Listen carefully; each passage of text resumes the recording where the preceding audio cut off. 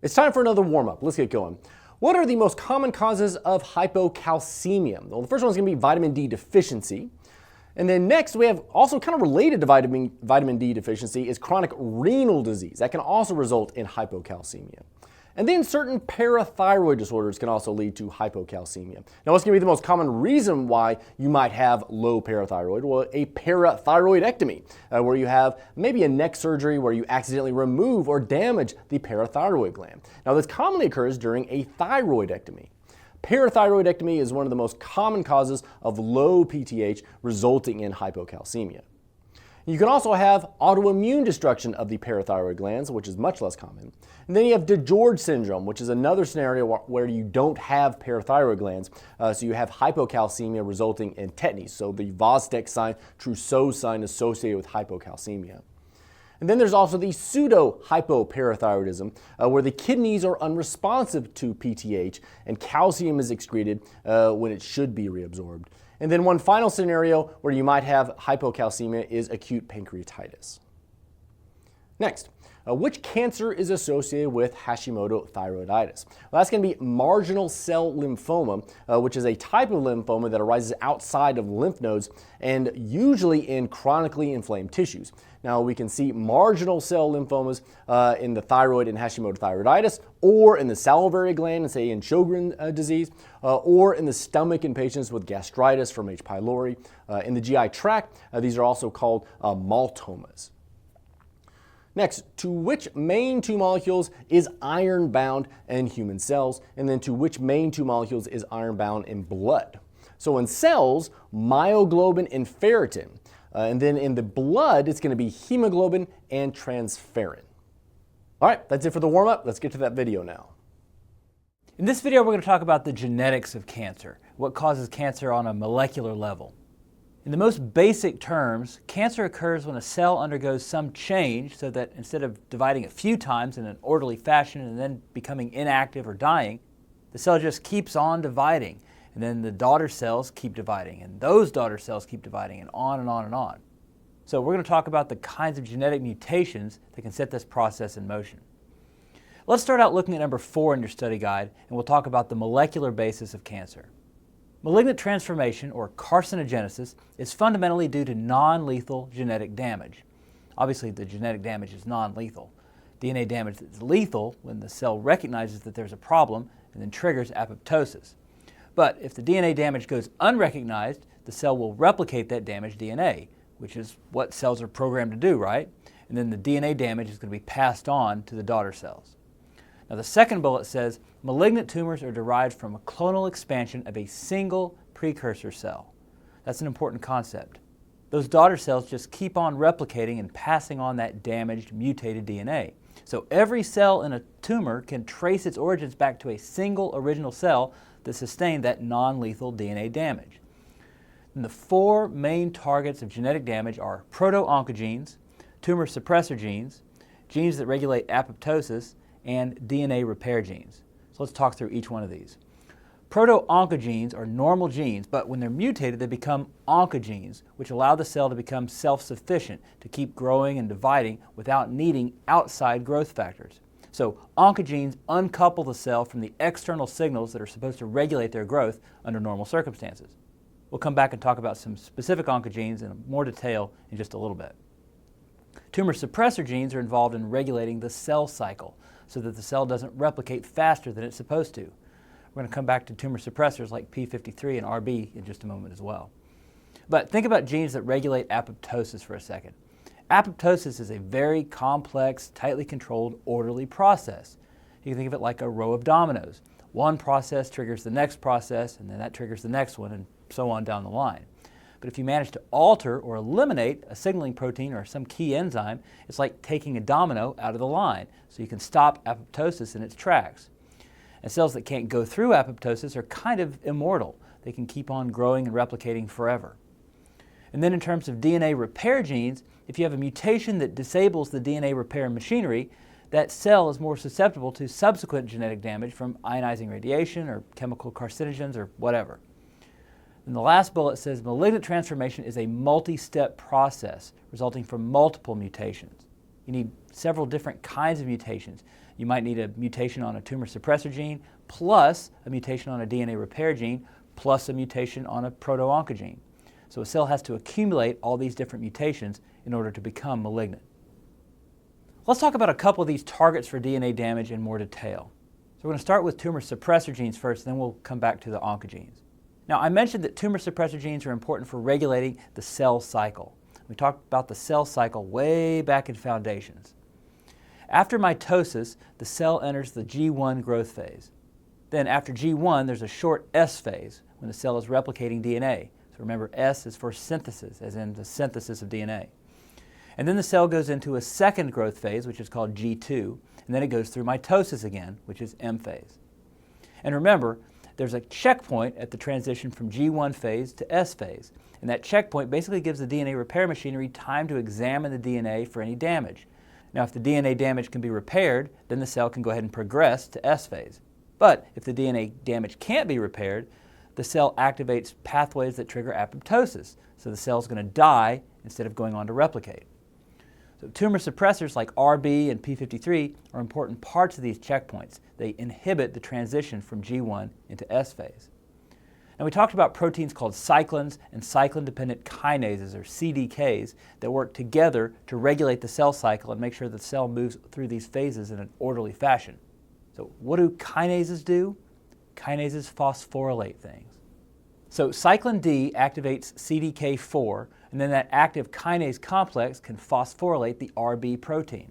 And when RB is phosphorylated, it comes unbound from the transcription factor called E2F, and that allows the cell to progress from G1 to S phase. And what happens if you have a mutation of RB so that the RB protein isn't functional? Well, RB is supposed to be inhibiting transition from G1 to S phase. It's kind of putting the brakes on. So if RB is missing or defective, you're removing those brakes, and the cell is going to move quickly through the cell cycle with uncontrolled cell division. So if you mutate RB, you can get a cancer. That's why we call RB a tumor suppressor gene. It's suppressing tumor formation by regulating the cell cycle. So loss of tumor suppressor function can cause cancer. And think about this for a moment. You have to have loss of function in both copies of the tumor suppressor gene in order to have a malignant transformation, right? Because as long as one gene's still working, you should still be able to regulate the cell cycle normally. So you need mutations in both tumor suppressor alleles in order to get cancer. Remember, for tumor suppressor genes, it takes a mutation in 2 alleles in order to get cancer. So that's the big picture with regard to tumor suppressor genes. Now let's look at some of the details of these specific tumor suppressor genes and talk about what cancers they're associated with. Let's start with RB since we're using that as an example. We'll be looking at number 5 in the study guide in just a second. RB is called RB because it was first recognized in patients with retinoblastoma, which is a tumor of the retina. But don't forget that RB is also associated with osteosarcomas. Now, your study guide says 1/4 of the cases of retinoblastoma are bilateral, so occurring in both eyes. All bilateral cases are due to inherited point mutations. The other 3/4 of cases are unilateral, a tumor in just one eye, and most of these are sporadic mutations, not inherited but sporadic. Overall, sporadic mutations account for 60% of the mutations in the retinoblastoma gene. And these sporadic mutations are always unilateral. So in other words, 40% of retinoblastomas are inherited, and that can result in either bilateral or unilateral disease. Now, here's the meat of this section. In order for the cancer to occur, there must be mutations in both alleles. So we just saw that. 2 hits for tumor suppressor genes. The first sub-bullet says, in the heritable form, so the inherited mutations, one of those hits comes from the parent gene, and the other hit arises sporadically. So what we call heritable for retinoblastoma is only partially inherited. Only one allele mutation is inherited, the other arises sporadically. Then the last bullet says, but in the sporadic form, both alleles are damaged sporadically. Now, as retinoblastoma grows in the retina, it eventually outgrows its vascularity, and you lose the normal red reflex, and instead you see this white reflex. So you have to be able to recognize that finding as characteristic of retinoblastoma. The other really important tumor suppressor to discuss is P53.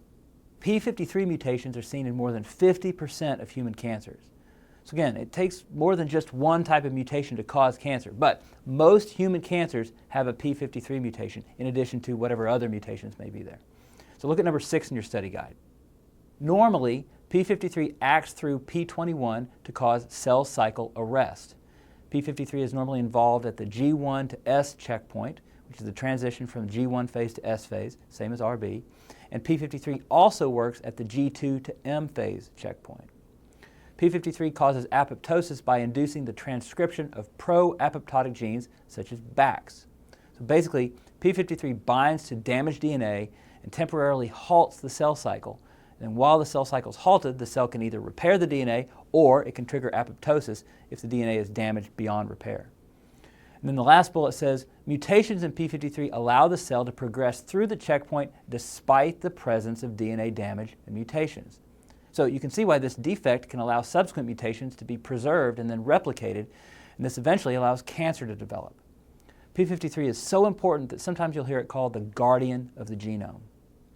Now, there are several other tumor suppressor genes that are associated with very specific cancers. Now, these aren't super high yield, so I'm going to talk through just a few of them. I'll leave it up to you whether you want to memorize all of these. But you're probably already pretty familiar with some of these, and there are several good mnemonics for lots of them. So APC stands for adenomatous polyposis coli, and that's associated with familial adenomatous polyposis, which leads to colon cancer. BRCA is named for breast cancer. There's BRCA1 and BRCA2. And besides breast cancer, these mutations are also associated with ovarian cancer. But it's worth noting that only about 3% of breast cancers have these BRCA mutations. So the majority of breast cancers do not have a BRCA mutation. There's one called DPC, which is deleted in pancreatic cancer. That's a nice little mnemonic. It's also called DPC4 or sometimes SMAD4. Just remember, deleted in pancreatic cancer. And then DCC is deleted in colon cancer.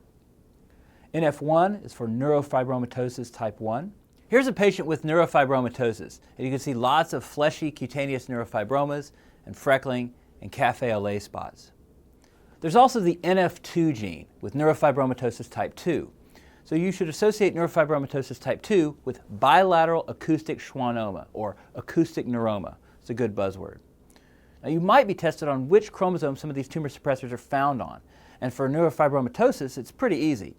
The NF1 gene is located on chromosome 17, and there are 17 letters in the word neurofibromatosis.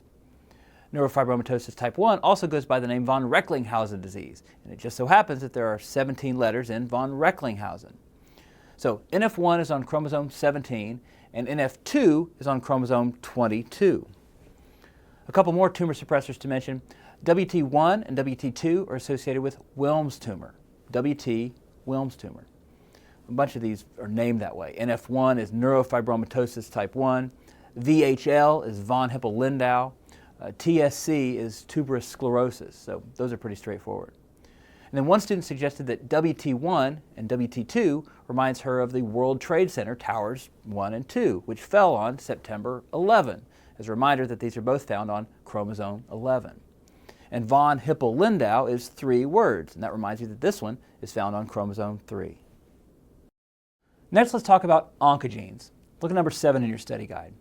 Proto-oncogenes are normal cellular genes that regulate cell proliferation and differentiation that can become oncogenes. So proto-oncogenes are regulatory genes that code for growth factors or growth factor receptors or tyrosine kinases or some other proteins that help to regulate cell proliferation and differentiation. So these proto-oncogenes are normal genes. They have some important cell function. But if they become mutated, they become oncogenes. Oncogenes are genes that promote autonomous cell growth in cancer cells by promoting cell growth in the absence of normal mitotic signals. The oncoproteins produced from these genes are missing important regulatory elements. Now, we said that tumor suppressor genes require mutations of 2 alleles in order to cause cancer, right? Well, if you pronounce oncogenes as oncogenes, it can help you that with oncogenes it only takes 1 mutation. So the mutated proto-oncogene becomes an oncogene, which produces an oncoprotein that allows cell growth to take place without the normal regulatory signals. Oncogenes allow cells to gain a function that they didn't have before, which results in cancer. It's pretty cool how these work, so let's look at a couple of them. Let's talk about the RAS oncogene first. This is number 8 in your study guide. Mutation in RAS is the most common oncogene abnormality in human tumors. 15 to 20% of all human tumors contain mutated versions of RAS. So I want you to remember the RAS oncogene and the p53 tumor suppressor gene as being the most common mutations. There's KRAS, which is associated with colon, lung, and pancreatic tumors. So think K for colon, K for pancreatic. HRAS is seen in bladder and kidney tumors. So think H for hematuria. And then NRAS is associated with melanomas, hematologic malignancies, and follicular thyroid cancer. The normal RAS protein product is part of a G protein and a growth factor receptor. Now normally the growth factor binds to the receptor, and then the RAS protein attached to the receptor activates a MAP kinase. MAP kinase is a mitogen activated protein kinase. Then that MAP kinase stimulates cell proliferation. But that should be a transient signal. But this mutated RAS protein basically stays switched on forever. It's lost its normal regulation. That means that the cells that have this RAS mutation think they're always receiving this constant signal to proliferate. So that's the RAS oncogene. Let's briefly look at a few other oncogenes. One important oncogene we talked about in hematology is BCR-ABL, or BCR-ABL. Now the ABL gene codes for a tyrosine kinase, and that gets translocated from its normal place over on chromosome 9 over to the BCR gene on chromosome 22. So what do we call that 922 translocation? It's a Philadelphia chromosome, and it's mainly associated with CML, chronic myeloid leukemia.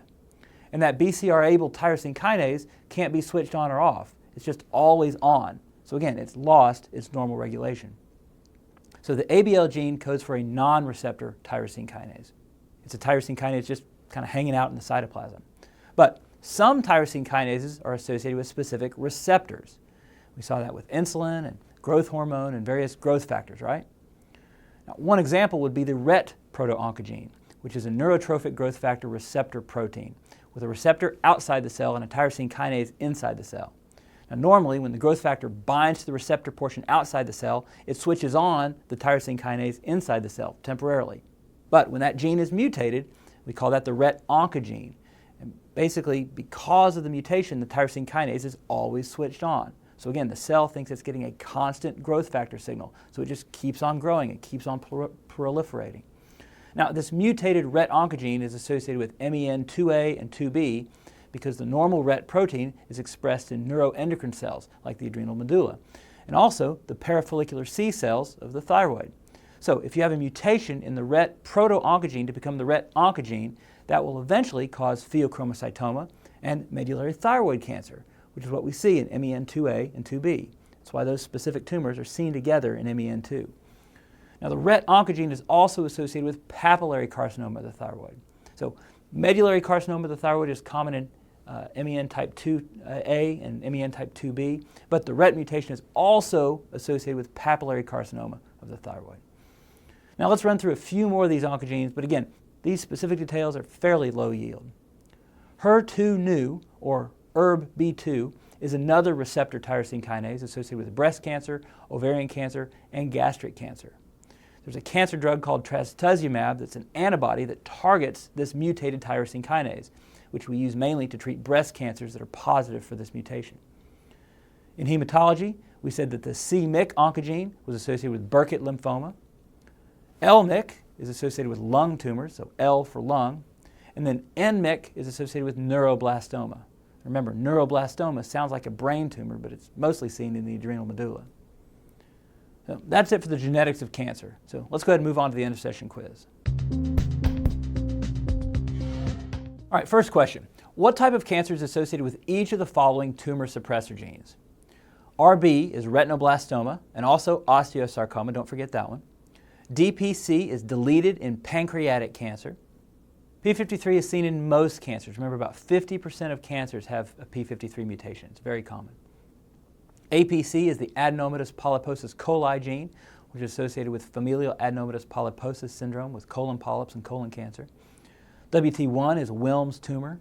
And then BRCA is breast cancer, of course, and also ovarian cancer. Next, what cancers are associated with the mutation of the KRAS oncogene? Remember, K for colon, also lung, and pancreas. So K for colon and pancreas. And the last question, what transcription factor is normally bound by the protein product of the RB tumor suppressor gene? That was the transcription factor called E2F.